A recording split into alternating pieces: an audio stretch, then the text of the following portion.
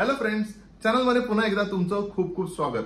So पंचायतचा season 4 release झालाय आणि थोडासा लेट मी पाहिला, पण त्याचाच रिव्ह्यू तुमच्यासाठी ह्या व्हिडिओमध्ये घेऊन आलोय. चॅनलला सबस्क्राईब केलं नसेल तर लगेच करा.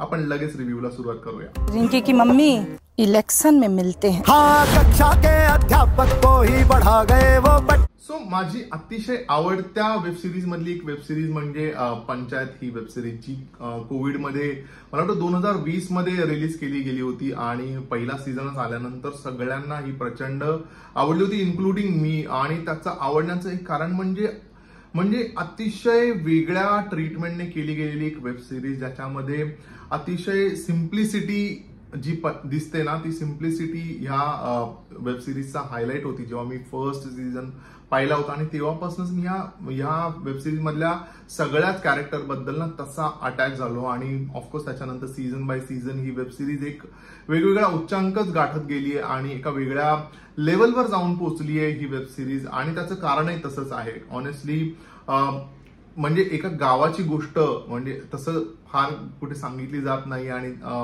गावाबद्दल फार काही बोललं जात नाही. त्यातच मेकर्स म्हणजे TVF जे एक प्रोडक्शन हाऊस आहे, ज्यांनी रिसेंटलीच ग्राम चिकित्सालय सुद्धा केली होती, त्याचा रिव्ह्यू आपल्या चॅनलवर अवेलेबल आहे, तुम्ही नक्की जाऊन पहा. आणि याच्या व्यतिरिक्त अनेक वेगवेगळ्या वेबसिरीज हे करत असतात आणि त्यामुळे वेगळ्या विषयांना हात घालणं यांचा हातखंडा आहे. आणि त्यातलीच एक वेबसिरीज म्हणजे पंचायत आहे, जी एखाद्या गावातली जी एक इकोसिस्टम असते, गावात सरपंच असतात किंवा प्रधान असतात किंवा वेगवेगळ्या सचिव असतात, तर त्यांच्या अवतीभोवती आणि गावातल्या इतर कॅरेक्टरच्या अवतीभोवती फिरणारी अशी ही वेबसिरीज आहे. फार याच्यामध्ये खूप जास्त माल मसाला नंतर आलाय, म्हणजे इंटरेस्टिंग ज्या गोष्टी आहेत त्या नंतर आल्या. तोपर्यंत अतिशय सिम्प्लिसिटी ह्या गोष्टी खाली, या नावाखाली ही वेबसिरीज चालली होती. गाना सुनोगे? अंग्रेजी, हिंदी, बंगाली, भोजपुरी. आणि वेबसिरीज मधला प्रत्येक एक कॅरेक्टरचा ग्राफ आपल्याला लक्षात राहणं, त्याची जर्नी लक्षात राहणं. म्हणजे सचिव जो जितेंद्र कुमारने केलाय, त्याने तो गावात आल्यापासून त्या गावातल्या लोकांबरोबर झालेली जवळीक म्हणा किंवा एक इक्वेशन म्हणा, किंवा गावातले जे प्रधान जे आहेत रघुबीर यादव, नीना गुप्ता आहे त्यांची वाईफ म्हणा, किंवा फैजल मलिक ज्यांनी म्हणजे उपप्रधान म्हणून ते त्या गावामध्ये आहेत, किंवा जो चंदन आहे, चंदनने जी विकासची भूमिका केली आहे. त्यामुळे ना हे सगळे कॅरेक्टर्स यार खूप जवळचे वाटतात, खूप एवढ्या इझीने हे सगळे लोक काम करतात. आणि त्यामुळे सीझन 4 मध्येही गावातलं इलेक्शन हा विषय घेऊन त्यांनी ही वेबसिरीज म्हणजे हा पार्ट केलाय, सीझन 4 केलाय. सबसे पहले पंचायत के चुनाव में उनके चमचों को पटेंगे, फिर विधानसभा के चुनाव में उनको धाई के पटेंगे. कितीही गाव वरवर चांगलं वाटत असलं तरी कुठेतरी एक माणूस किंवा एक ग्रुप जेव्हा एका वेगळ्या वळणावर जात असतो तेव्हा त्याला अपोज करणारे असतातच. आणि गावामध्ये तसेच दोन ग्रुप हळूहळू येतात, ते तुम्हाला आधीचे सीझन बघितल्यानंतर कळेल. आणि त्यामुळे त्या दोघांमध्ये आता इलेक्शन सुरू होणार आहे आणि त्या इलेक्शन मध्ये गावामध्ये काय गदारोळ होतो आणि कुठल्या लेवलला अपोज करणारी जी लोक आहेत ते कुठल्या लेवलला जातात आणि इलेक्शन मध्ये काय होतं हे सगळं तुम्हाला ह्या वेबसिरीज मध्ये पाहायला मिळणार आहे 4th सीझन मध्ये.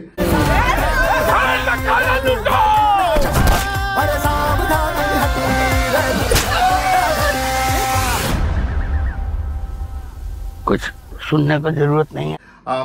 इलेक्शनसाठी उभ्या ऑफकोर्स 2 फिमेल कॅन्डिडेट आहेत. सो नीना गुप्ता ज्या मंजू देवी आहेत आणि क्रांती देवी ज्या दुसऱ्या बाजूने उभ्या आहेत, ह्या दोघींमध्ये असणारं ते बॅटल आहे. आणि ते कोण जिंकतं ते मी रिव्हील करत नाही, पण यार एक खूप मनाला चटका लावून जाणारी गोष्ट आहे. आणि त्यामुळे मी थंबनेल टाकलाय की बॉस नेक्स्ट सीझन पटकन आणा, आता नाही वाट बघवत. कारण एंड अशा नोटवर होतो की आपल्याला ते डायजेस्ट होत नाही आणि ज्या गोष्टी समहाऊ आपण एक्सपेक्ट करत असतो तशा त्या न होताना आपल्याला दिसतात.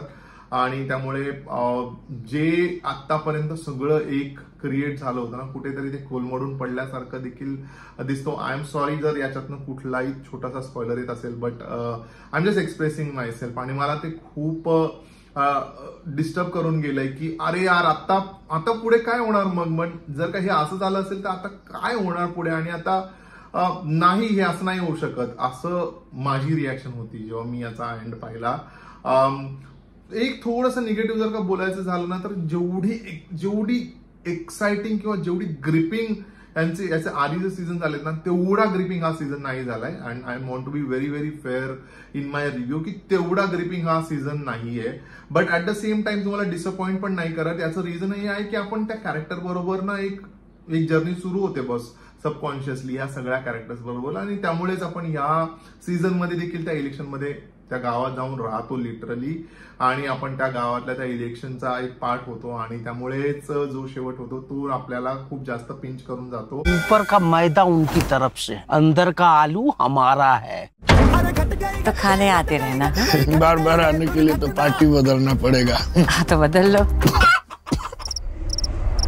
माहित नाही पुढे मेकर्स काय घेऊन येणार आहेत. खरं तर 5 सीझनची ही वेबसिरीज असणार होती, आणि त्यामुळे पुढचा सीझन होपफुली शेवटचा सीझन असणार आहे असं म्हटलं जात आहे.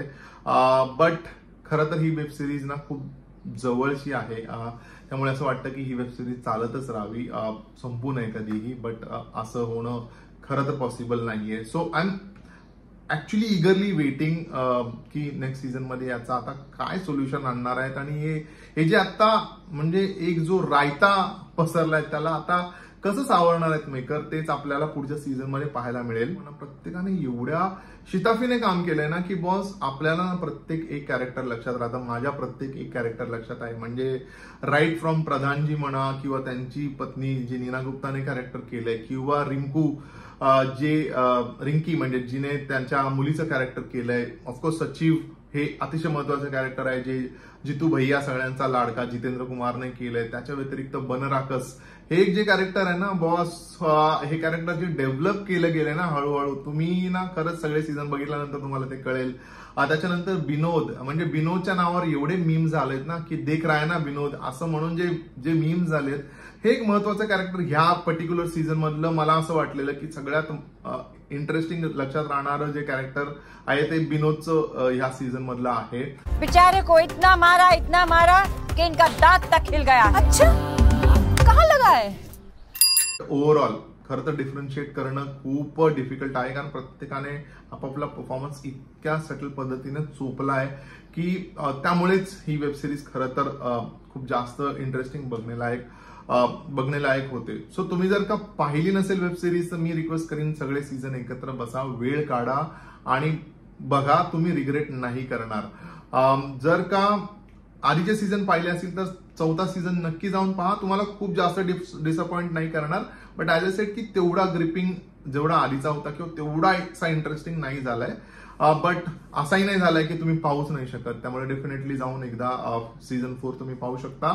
आणि सीझन 5 यार makers TVF please please please लवकर रिलीज करा, वाट नाही बघवत आहे. तुम्ही एका अतिशय वेगळ्या याच्यावर जाऊन तुम्ही एंड केलंय हा 4th सीझन, त्यामुळे लवकरात लवकर आमच्या समोर 5th सीझन आणा आणि सगळी उत्तरं आम्हाला देऊन टाका. That's it.